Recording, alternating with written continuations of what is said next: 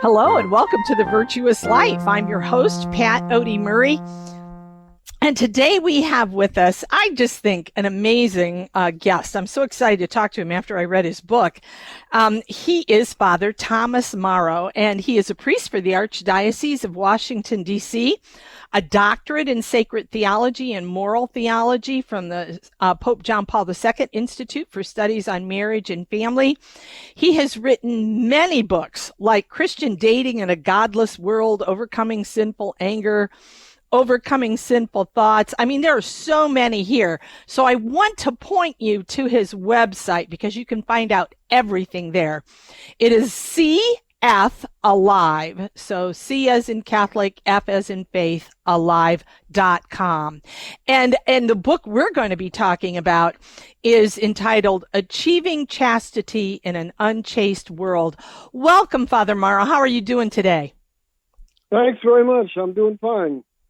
Good. I thank you so much for this book. I wish I'd had it earlier in my life. This Me is too. well, what made you want to because I think this is a real challenge today, so maybe this is why, but what made you want to focus on this virtue of chastity? Well, of course, I studied John Paul II's Theology of the Body, and I read his book before I started my my studies for advanced degrees, in his book, The Love and Responsibility. There's a lot of good stuff in that book, Yeah. Love and Responsibility, and I incorporated it in this book. And Father, if you had to describe who this book is written to or for what issues, how would you describe it outside of just this whole topic of chastity? I would say for those that are today, maybe 12 years and up, but there's some good news out there. And then, as I recently did a little research and discovered, there are two groups that are providing a curriculum for studies for first grade, second grade, third grade, fourth grade, all the way up.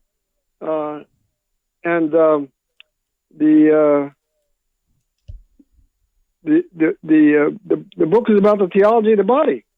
So this is for young kids, and we're going to start earlier. I know my book is aimed at probably 12 years and up, 13 years and up, whatever, and mostly teenagers and above. But now they're starting to provide education for young kids on theology of the body, carefully adapted to their age. That's wonderful. You're right. We do need more of that. So I'm going to kind of jump in with some specific things because, man, I wrote questions all over this book as I was reading it because it's just amazing. But how can you explain the difference for our audience between suppressing a sexual appetite, because everybody has a sexual appetite. So how do you explain the difference between suppressing a sexual appetite and converting our sexual appetite? Yeah, that's a good question, and one which John Paul II had a lot to say about it. Yeah, so suppressing the appetite, what it does, you push it down into the subconscious, then it waits there for a chance for a moment of weakness to explode, and it does that. That's what people tell me when they go to confession sometimes. Well, I did well for 3 weeks, or I did well for 4 weeks, and then I binged. And that's what happens, because you can't do that. You got to convert the appetite, and the way you convert the appetite is to realize that the mind and the heart are at odds sometimes. The mind says, I don't want to do this stuff. And the heart says, I got to have it. So what's the solution? The solution is to convert the heart. How do you convert the heart? This is from Thomas Aquinas, Aristotle, John Paul II. You remind yourself over and over again of the benefits of chastity. And so what you do is you convert the heart by doing that. And once the heart is converted and saying, okay, I give up, I admit the truth, that this stuff will not make me happy. This is not something that I want to do. It's not going to bring me anything good. So once you get to that point when the heart is really converted, then you have peace. And that's what chastity is. Chastity is much better than self-control. Self-control, you have a battle and you win. But with chastity, there's no battle because the mind and heart are going the same direction. So there's nothing to pull you away from the truth. And so what you have to do, as John Paul II says, in a sense, you graft reason onto your appetite. So your appetite seems to take part in reason. So, Father, one of the things that you mentioned is, that we can't find happiness in a sense. The heart wants happiness, but in our society today, so often people confuse like pleasure with happiness. They don't understand the difference. So how can you explain that for the audience, and how can we kind of get this across that when we're talking about happiness, we're not just talking about feeling good or pleasurable feelings? That's right. That's a good point. So pleasure is a little bit like a drug or eating dessert. It makes you, in a sense, to feel happy for a few seconds or a few minutes or whatever. But happiness is where you have this constant serenity about your life, that it's going well and you're doing good things, and you're not displeasing God, you're not displeasing your neighbor. So happiness is a long-term goal, and everybody wants happiness. Everyone wants happiness. Yeah. But pleasure, as Aristotle said, is only good if it's associated with a good act. If it's with a bad act, then pleasure is bad. So pleasure is not always good. So pleasure can lead us away from happiness, and lead us away from God, lead us away from our friend, lead us away from being a decent person. And Aristotle knew that. He knew that. Yeah. So, Father, how do you explain, because you say that we're more attracted to the truth than we are to pleasure. But I think some people may say, I don't know if that's true, because they don't see necessarily evidence of that in the world around us. So can you kind of give us some evidence that we really are attracted more to truth than we are to pleasure? Well, we need to realize that our goal is to become good for God, to become close to God, become empowered to God, and that's where our happiness lies. And so that's the truth, and that's the truth that someone like St. Augustine sought when he was living in sin, and he was a Manichaean. He wanted the truth. He didn't want any phony arguments about God or all those things. And so eventually he found the truth. But it took him a lot of years to commit to seeking the truth. And once he found the truth, he was a great promoter of the truth for all the world. If you read St. Augustine, you realize that he has some of the most powerful arguments for the faith of anyone, and that's because he taught rhetoric. He taught the art of persuasive speech. Right. So it's happiness that we want, and pleasure. Again, is like, actually, in some cases, it's like a drug, and you take it and you feel pretty good, and then you have to go back and take it again and again and again, and you become enslaved. And so that's what St. Augustine said. He said, I was subject to a cruel slavery to sin. I was cruelly enslaved to sin. Wow. And so he broke out of it, and he set an example for how many millions of people that came after him. That's so true. So part of the things you talk about at the beginning of this book especially is kind of this kind of addiction that so many people have to pornography nowadays. And I wonder, because we always talk about addictions, certainly through the psychological lens, but there is a spiritual lens here too. And so is kind of reason, self-control, those kinds of things, can they successfully, do you think, affect a sexual addiction like pornography? Can what again? Can Reason and self-control are those things that can pull us into, really attacking an addiction. A lot of people would say, well, addictions are, kind of genetic, or they're, these hits of dopamine, and it takes more than just reason and self-control. But well, I want to see how you see that. No, I just want to see how you see that. Yeah, well, self-control is not enough, okay? Yeah. Self-control is where you have a struggle and you win. And that's good. That's good. And that'll take care of us for a while until we develop the habit of chastity. So chastity can become a habit. And as Aristotle said, if you have a real virtue, you do what's good joyfully, easily, and promptly. So that's the difference between a virtue and self-control. Self-control, again, we need while we're pursuing the virtue of chastity. But once we arrive at the virtue of chastity, we're at peace. We don't have a struggle because we're totally convinced, mind and heart, that this sort of thing won't make, unchastity won't make us happy. So it's more than reason.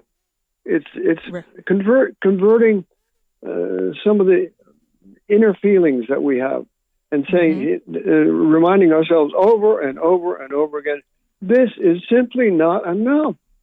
This won't make me happy.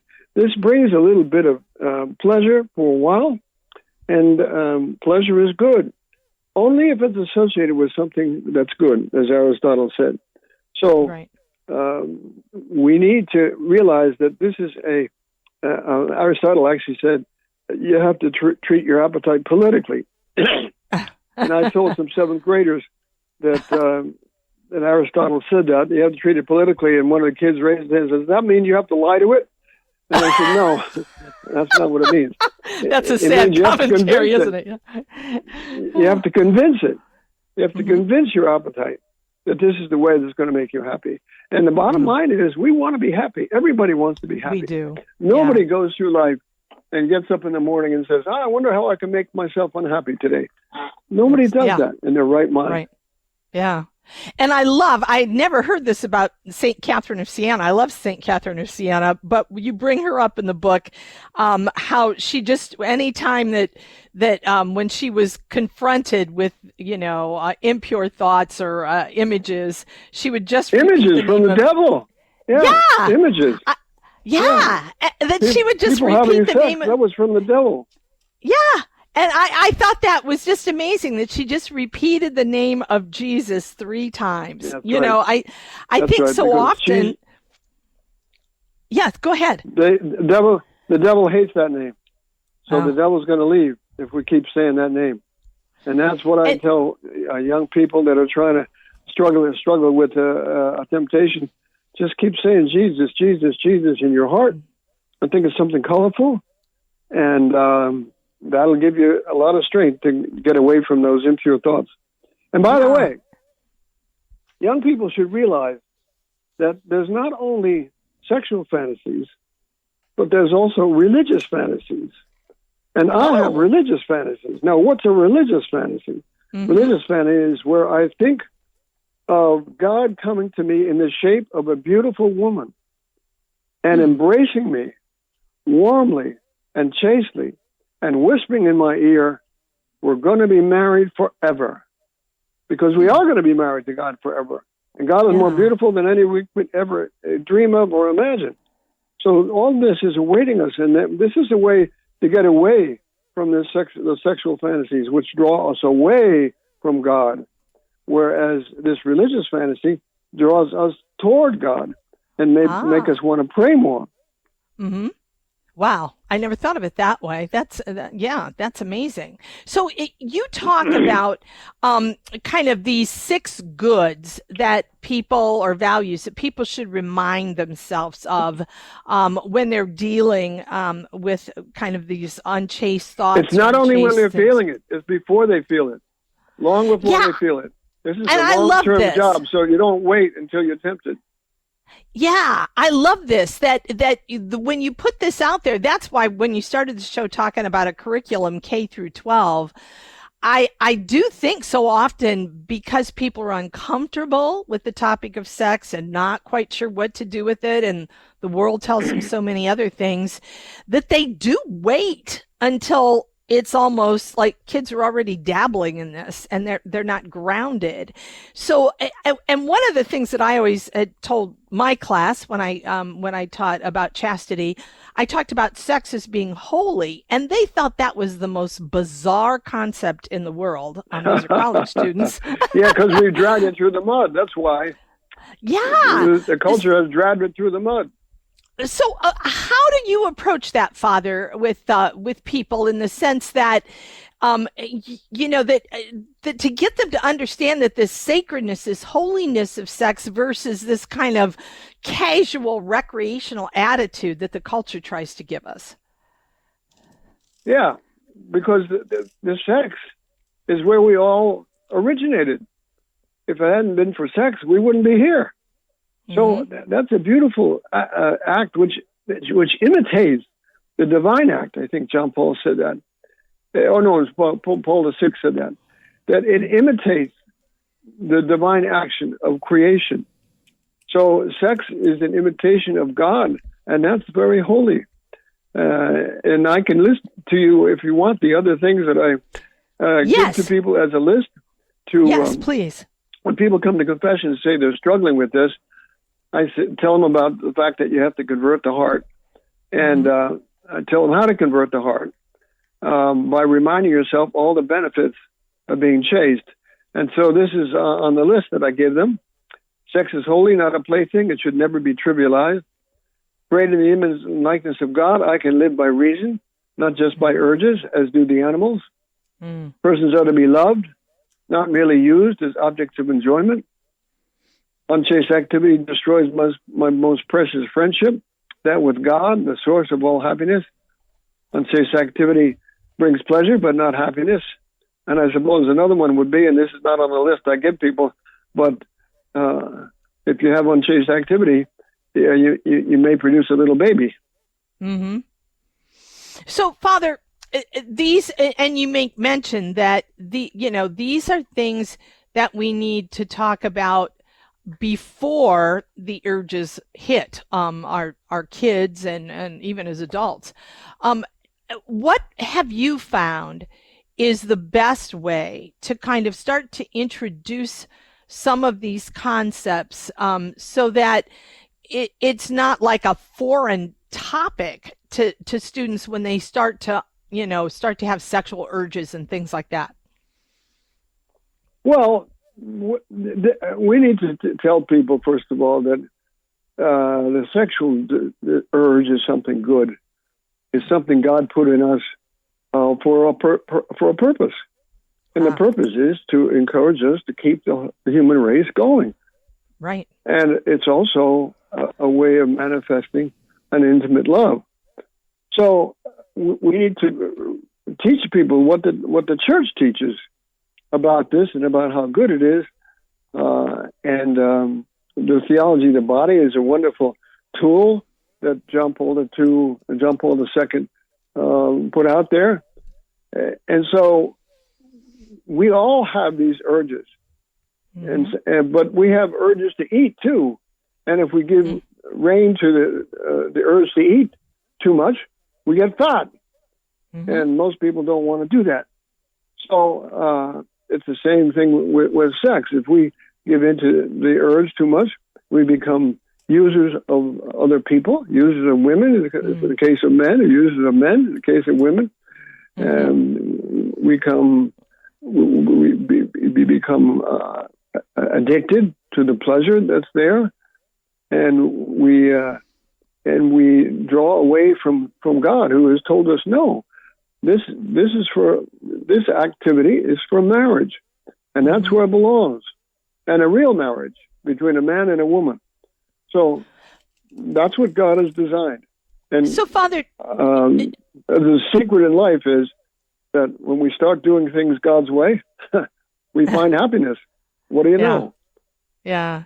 So, Father, do you see that, like, this whole concept of our sexual being and how we understand who we are in the image of God, do you see that is related, not just a misunderstanding of that, is not just related to treating one another as objects in sexuality, but also in, like, the things that we see in society today, like abortion, euthanasia, all those other moral issues, that transgenderism that is kind of, taking up a lot of the news space for us in today's society.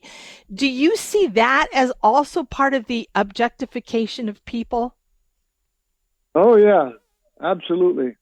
And we're saying, you can use people, and actually, when a person goes into extreme sexual activity and immoral sexual activity, they don't do it because they see women or other people as objects of use. They do it because it's enjoyable, and God has put pleasure there. God has put pleasure in many things, but always for a reason. So they're after the pleasure, but what they come out with is an attitude that, yeah, I can use people. I want to use people. And so that affects their life, not only their social life with members of the opposite sex, but it also affects their professional life. They start treating other people as objects of use in their profession, and saying, well, we can, manipulate people to do what we want so we can make more money. And so it spills over into every aspect of our life when we have this attitude that we can use people, and we don't have to take responsibility for the good of other people. And that's the second great commandment of love. Right. We have to love our neighbor as ourselves, and that means we must be concerned for the good of our neighbor as much as we are concerned for our own good. So, it spills over into everything. Everything, right? So, Father, you talk about the nuptial meaning of the body in your book, and St. John Paul II talked a lot about that too. I know a lot of young people, when I teach this, they really struggle with that concept. How would you explain it? Well, the body has a meaning in itself, and we're talking not only about the body as something physical, but the body as part of the person. That's the important thing that John Paul wanted to put across, that if we are persons, we are special, and we deserve to be loved. And so if we disregard that and treat others as someone we can use for our own ends and not for their ends, well, then we are no longer loving. And if love breaks down between persons in this world, what comes very often is war. And war is one of the most ugliest things we could ever experience in this world. It's awful. And we should pray for peace in the world. And I'm always asking people to pray the rosary for world peace, because we don't have world peace. And Our Lady gave us a plan to bring world peace, but we're not following it. So we got to really work on following her plan. Yeah. So you also talk about an addiction to foreplay. I have never heard that before. How do you, because I will admit, when I was growing up, there was, people talked about, well, okay, first base, second base, third base, you can never have sex though, and so they never really, Yeah, they never discourage foreplay. Go ahead. Well, they never discourage foreplay in any way. It was like, just know where the line is, and that's it. So how do you work with that understanding? That's a good point. And my attitude in all of this has been, well, if you're going to take something away, you got to give something back if you want to be successful. So when I tell people, don't do this touching of sensitive areas, don't do this heavy kissing, this French kissing, and hug a lot more. Hugging is one of the most enriching things that we do as human persons. And people in marriage, I ask couples, do you guys hug? And this one couple, the woman worked in our rectory, and she was the secretary. And I said, do you and your husband hug? She said, no, he doesn't hug me anymore. Aww. I said, well, that's terrible, because you're Italian, and the Italians, are supposed to know about that. And right. So I said, go home and tell him, get on the ball and start hugging me. And so I had one guy that told me, Father, I'm 63 years old, and my wife doesn't want to have sex with me anymore. Uh-huh. I said to him, look, well, when's the last time you hugged her? Father, I think it was about 3 years ago. And when I hugged her then, she said it had been 2 years since I hugged her before that. Oh. So, no, I said, no wonder she didn't want to have sex with you. You don't show her any affection. You don't act like you don't treat her as a person, and you don't build. And hugging is such a wonderful sign of solidarity. My friend went on a marriage enrichment class. I think they called it boot camp for marriage. Oh, okay. And the guy who ran the conference said, I want you guys to go home and hug your wives 5 or 6 times every day. Mm. And so that's what he did. And he went back and did that. And his marriage got better and better. Yeah. So hugging is extremely important. And actually, if you look up the benefits of hugging, the benefits of hugs on the internet, you'll find a lot of really interesting articles about how psychologists have shown that this is very, very important for our psychological well-being. So anyway, I had a couple that was struggling, and every 2, 3, 4 weeks, they were having sex. I said, I want you to try an experiment for 1 month. Can you do that? And they said, yeah, for a month we can do it. Mm-hmm. So I said, I want you guys to hug 5 or 6 times every time you get together, and no kissing except to kiss goodnight, gently, sweetly, and for just a few seconds, not a long time. Yeah. And try it, see what happens.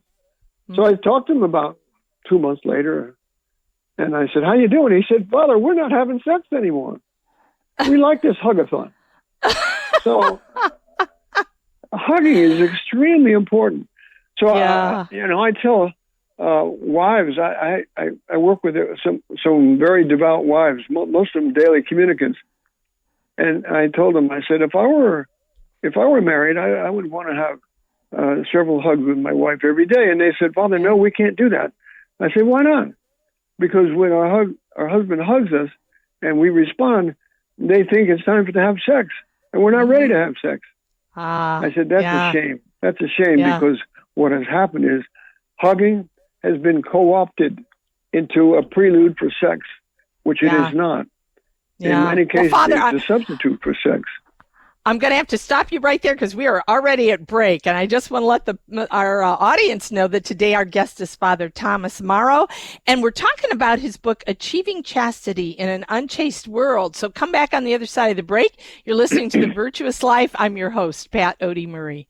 Many Protestants believe Christians can be absolutely sure they're going to heaven because John tells us in 1 John 5:13, I write this that you may know you have eternal life.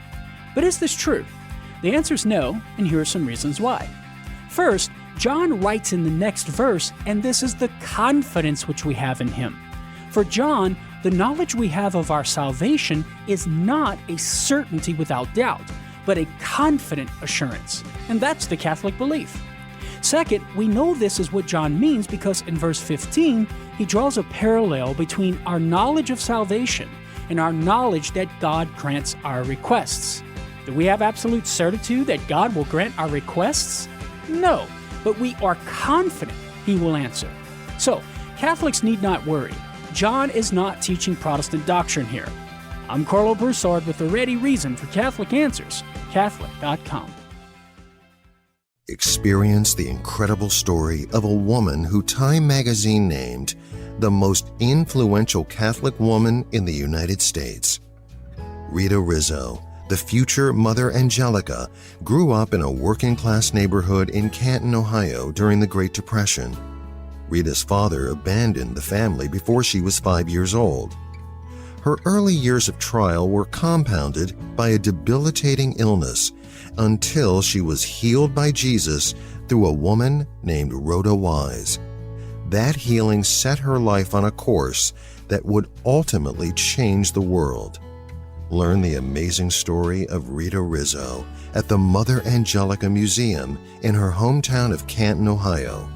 Go to www.motherangelicamuseum.com. Be inspired. Plan your visit now at motherangelicamuseum.com. Hi, and welcome back to the Virtuous Life. I'm your host, Pat Odie Murray. And today, man, I could talk to this gentleman, Father Thomas Morrow, for probably days on this topic. He is a priest for the Archdiocese of Washington, D.C., a doctorate in sacred theology and moral theology from the John Paul II Institute for Studies on Marriage and Family. He has written several wonderful books. I would encourage you to go to cfalive.com. You'll find all of this information there. And we're talking about his book, Achieving Chastity in an Unchaste World. And we certainly are in a world that struggles with this. So welcome back, Father. And I want to pick up again with what we left at the break, because you were talking about how important hugging is, but yet some people see that as a prelude to sexual activity. And you're saying hugging really is a sign of affection. So how can we kind of keep that straight in our heads? So we need to realize, first of all, that the fact that we have bodies means that we can sometimes have unintended reactions to things. So I'll give you an example. Like a father, his daughter turned 16. Now, before that, she's just his daughter and, close to him and so on. But at the age of 16, he hugs her once, and he has a physical reaction that he did not want, and he did not pursue, of course, because that's his daughter. Right. But what happens is some men, trying to be noble, said, no, I must never hug her again because of that happened. And that's absolutely false. He needs to realize that there are a lot of things that we do that cause unwanted reactions, that we don't stop doing them because of that. We just stop willing those unwanted reactions. When you will something that starts to happen to you that you didn't expect, then it becomes sinful. But if you just say, no, I don't want that to keep going. I'm not going to keep pursuing that. So, I'm going to be fine. But I can still hug my daughter. A man can still hug his cousin or his sister or whatever. And regardless of what happens inside him, says, no, in my mind, I'm just hugging this person. And I'm not seeking anything else besides that. So people need to realize that the body has ways of responding to things that are not quite right. That's life. That happens. But we need to realize that we don't stop doing those things. We just cleanse our minds and say, I don't want that. I just want the hug. I just want the intimacy with this person. And I can do that and not pursue that other stuff. And life goes on. And what happens is, after a while, when you hug people that you have an unintended reaction to, after a while that goes away, because if you keep hugging the person and you do it in a chaste way, hey, it's going to be a matter of frequency that diminishes the unwanted reaction. So it's beautiful to be able to hug someone and to show them that beautiful little intimacy, a moment of intimacy, which is a beautiful thing. So people need to realize that, we have bodies, and those bodies function in a certain way, and we need to know how to use that body. Same thing with the man hugging his girlfriend. He may have some kind of reaction to that he didn't want, but that doesn't mean he can't hug her anymore. He just never wills that kind of reaction, and he realizes that the more you hug somebody, the fewer times you're going to have that reaction, and things are going to be straightened out and be very chaste, and that's what we want. So, now, Father, you mentioned, you mentioned as you were talking about all this, the whole idea of cleansing the mind, and you do a whole chapter on this in your book. So you talk about that it's really essential for us to kind of keep our minds kind of clean of impure thoughts. How do you direct people that really struggle with those kinds of things? How to kind of purify their minds?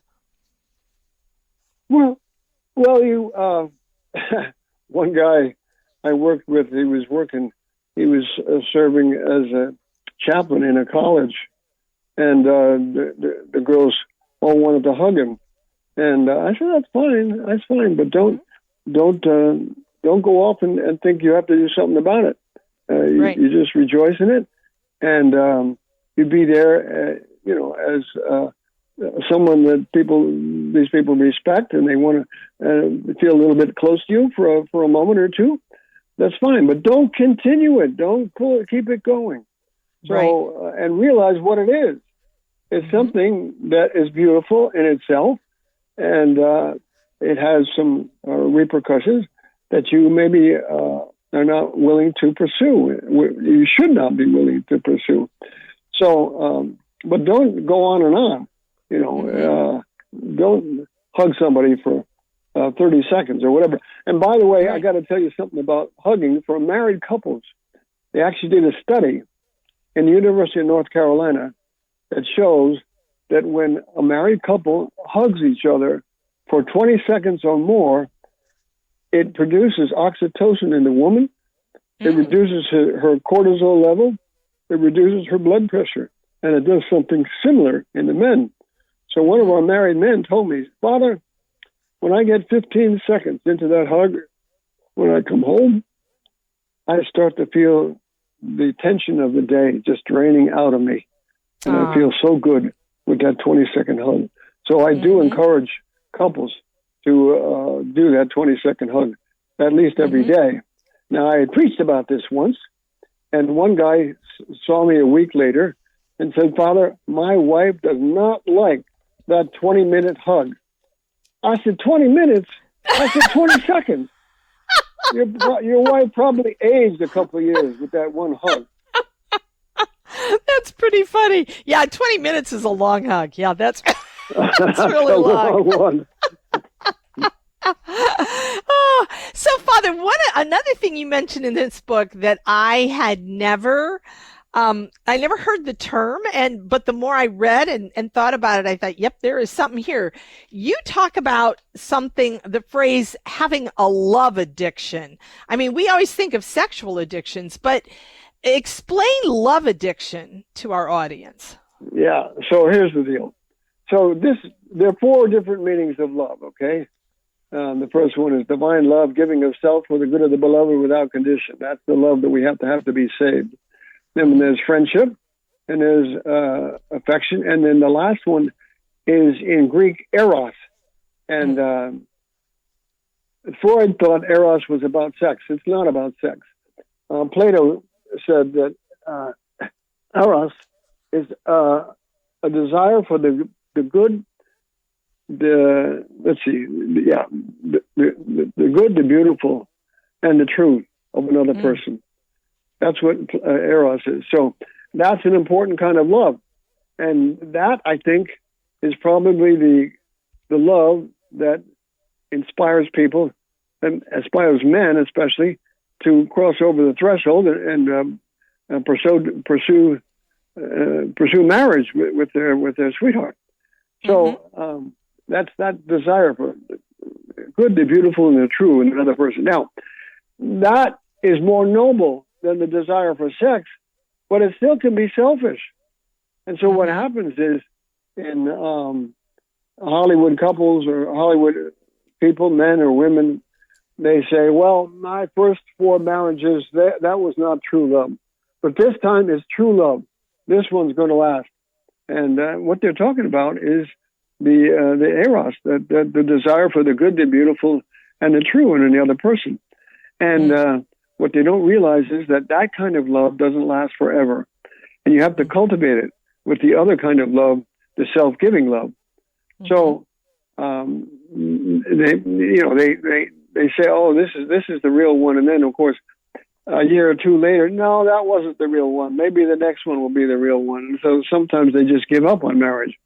But they don't realize that kind of emotional love has a role to play in a marriage, and it gets you into, really getting married. But that love cannot remain at that fever level as you continue to be married. But if you cultivate it by giving yourself for your spouse and showing them kindness and building them up at every opportunity rather than tearing them down, then it can continue to exist at a certain level, but not at the max level.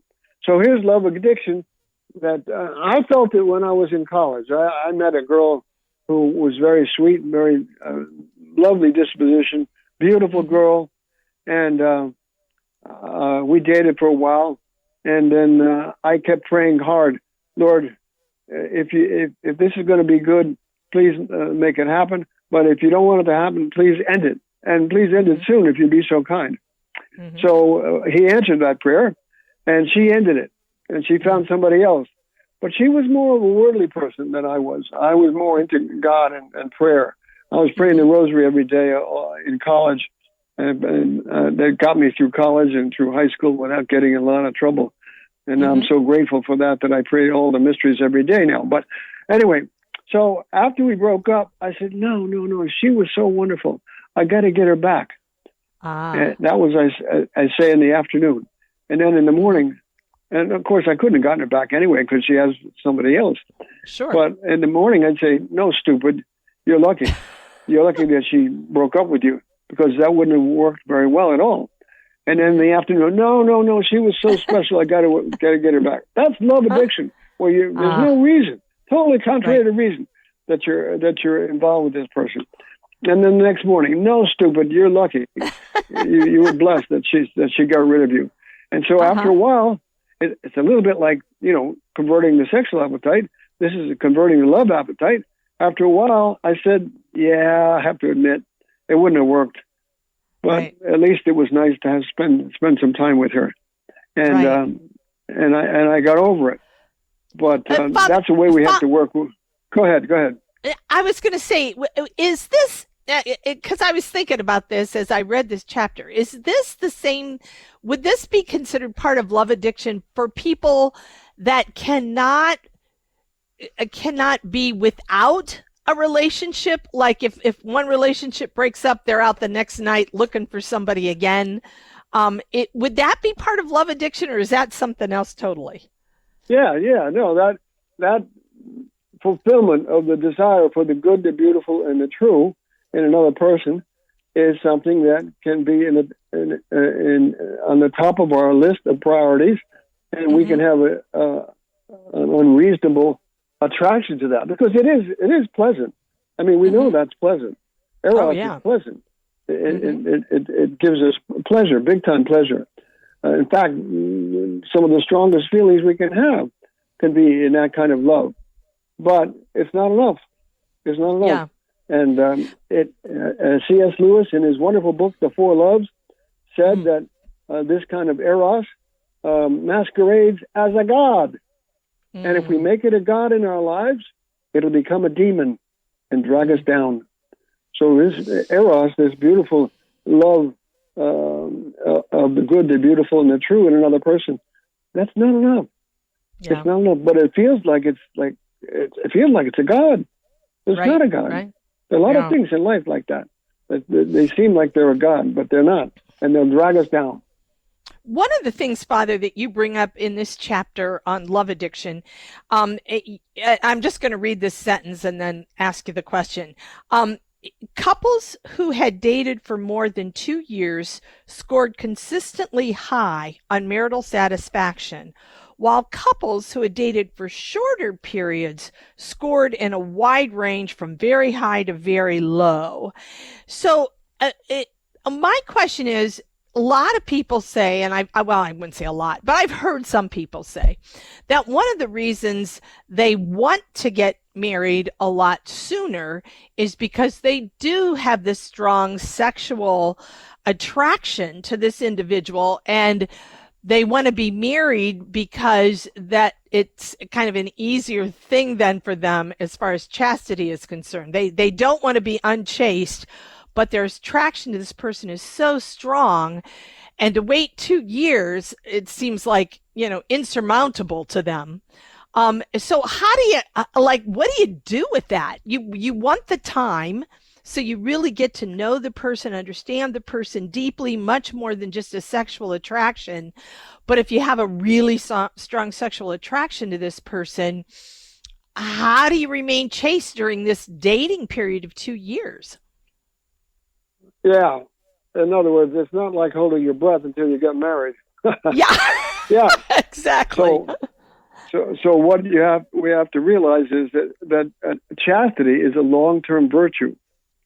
So one guy that wrote a book on dating, he said to me, Father, they have to have a shorter courtship because so that they won't become unchaste. Right. And I said, well, him just what I just said to you. I said, no, chastity is a long-term virtue. You have to have it for all your life.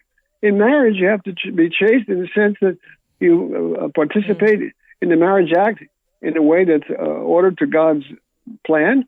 And also, you have to be only with one woman. And so you have to have a different kind of chastity when you're married, but you still have to have the virtue of chastity, which is using the sexual activity according to right reason.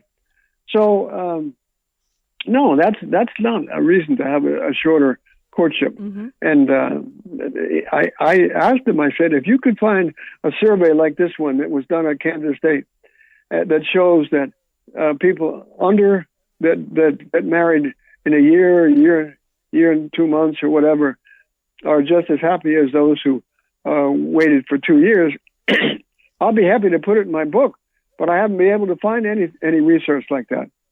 Right. So it takes a while. You have to take your time and to find someone. And now here's the problem with beautiful women. Okay, I dated a beautiful woman one time, actually more than one, but this is one particular woman, and this is before I was in the seminary. Everybody will be happy to know. And I dated this girl, and we didn't have sex, and but she was so beautiful that I was mesmerized by her beauty, and I did have the honesty to tell her, I don't think we're going to be married. I don't think we'll ever be married.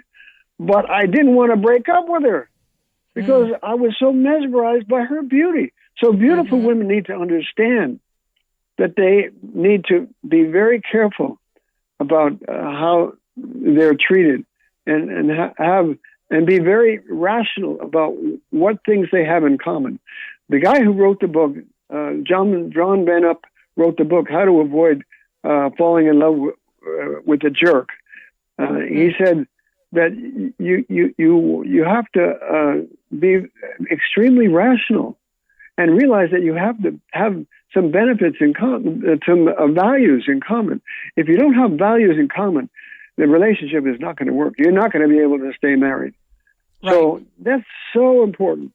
And he also said, if you want to see how this person is going to be in your marriage 15 years after you get married, see how they treat their mother, see how they treat their sister, their brother, see how they treat the waiter, see how they treat their dog. Because they're going to treat you the same way after 15 years unless you really pursue the divine love, which is giving of self for the good of the beloved without condition. One of the things, Father, that I see a lot in society, I'm sure you do too, and it is there just seems to be a very natural, people just kind of think the next step in any relationship is cohabitation. You know, we're going to live together and we're going to try this out and see how it works. And even though statistically, and you've got some great statistics in this book about premarital sex, 63% of men get divorced than if they hadn't had it. Women, 76% more likely to divorce if they had premarital sex. And then you talk about the whole thing of cohabitation does not make for successful marriages. But why? How do we convince people of this? Because it certainly appears to be just the natural course of events in our society. Well, yeah. And I mean, it's a natural assumption that if we try it together, everything will be fine. You know, and exactly. we'll know if it's going to work. And some person asked me that in a conference we gave on the theology of the body. And I said, well, that's where we treat cars, isn't it?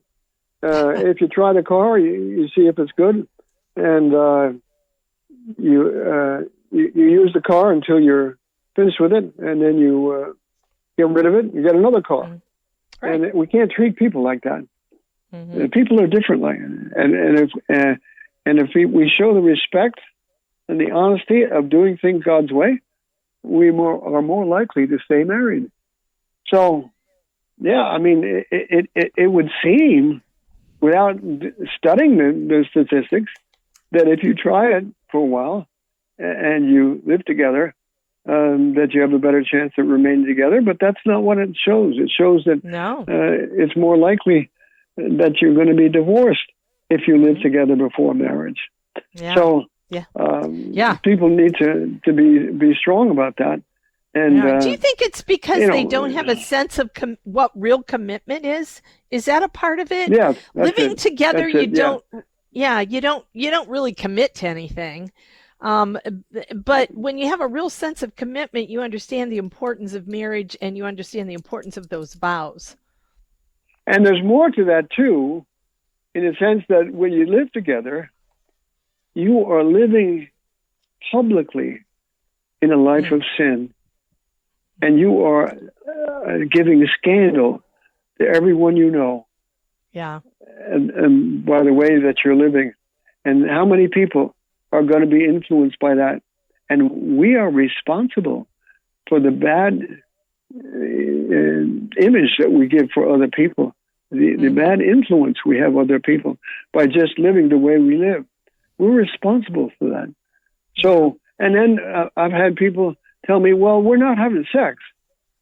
We're just living together. And I said, yeah, but you're giving scandal. I said, do you have a sign on the door? Dear everybody, we're living in here, but we're not having sex. You can't really do that. You know, right. you have to realize that when you live in a certain way, where 90% or 99% of the people that live that way are committing sins, you're responsible for the scandal that other people take. You're responsible for the influence that has on your sister, your cousin, your sister-in-law, whatever. Right. So we're responsible for that. So that's why, even if you weren't having sex, living together, it's still a big sin. Mm-hmm. I have 2 minutes left in the show, Father, and I want to. You talk about a failing nation, and you use this quote from Kirk Durston, I think it is. If total sexual freedom was embraced by a culture, that culture collapsed within 3 generations to the lowest state of flourishing. And I read that and I'm thinking about how we are now below birth replacement level in our society. Well, we've been below that since 2008. We've been below zero population growth since 2008. Yeah. Is that all tied in with what we've been talking about today? This whole misunderstanding Absolutely. Yeah. I think this is so central to who we are and who we're called to be in God's image, to understand this in order to really flourish, correct? Yeah, absolutely. Yeah. Yeah. And not just... an author did a study on that. These so many different civilizations, how they crashed down when they gave in to sexual license. It's amazing. If we just read the statistics on what's going on, we realize that God has a good plan here. Yeah, he really does. And you have a good book here, Father. I just want to really encourage people to read this book, Achieving Chastity in an Unchaste World. Even if you think, well, I don't have a problem with chastity in my life, this is a great book if you have children, if anything, because we deal with this stuff all the time. So I would highly encourage you to read this book. And I want to thank Father Thomas Morrow for being with us. He is a priest for the Archdiocese of Washington, D.C. He has a doctorate in sacred theology and moral theology from Pope John Paul II Institute for Studies on Marriage and Family. And he has written so many books. It's like I want to read them all now after reading this one. But I would encourage you to go to his website, CF Alive, C as in Catholic, F as in faith, alive.com. And you can read all about him and his books. And I would encourage you to read some of these books, and especially this one, because the world is a challenging place when it comes to chastity. And he does a fine job in helping us know how to live a chaste life. Thank you again, Father Morrow, for being with us today. My pleasure. Been a great time for me. Yeah, great conversation. And thank you to the audience. Thanks so much for listening to The Virtuous Life.